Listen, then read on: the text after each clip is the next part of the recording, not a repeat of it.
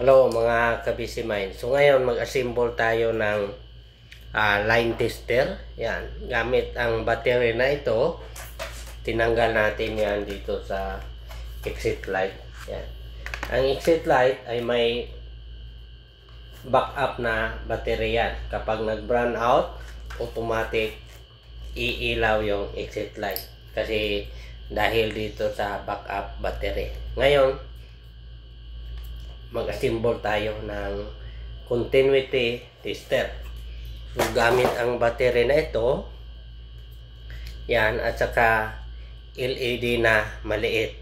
So, ang gagawin natin yan, mag-series tayo ng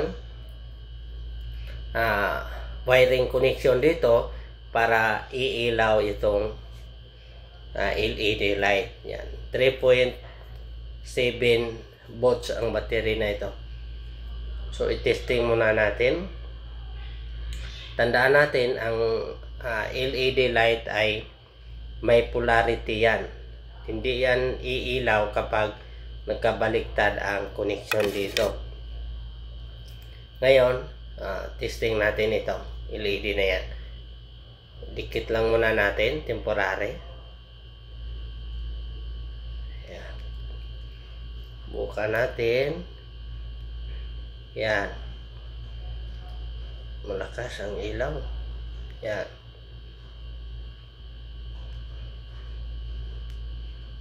Kapag binaliktad naman natin yan, ito, makikita natin yan, may naka-soldering dito sa likod. Yan, LED light yan. Kapag sinuplayan natin ng 3 volts, iilaw siya. Yan, dito, ganyan na natin. Kapag baliktarin lang. Yan, tapat natin.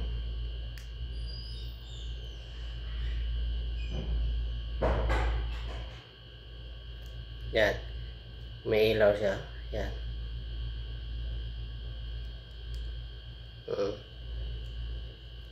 Ganyan.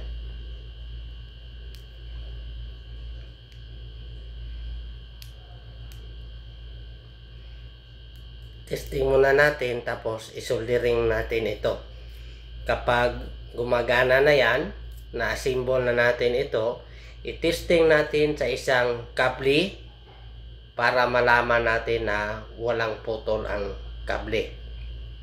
So, napakadali itong dalhin kasi kapag nag-line testing tayo, kung walang putol ang kable, ito na ang gagamitin natin. Hindi na tayo kailangan magdala pa ng multimeter. DIY tayo ng line tester, continuity tester. Gamit ang battery na 3.7 volts at saka LED light na yan.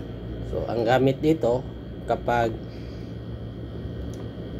may putol ang kable, dulo to dulo ang pagtesting, hindi iilaw ito. Kapag wala namang putol, iilaw ang LED natin. Kasi line tester o continuity tester ito. Yan, naka-series.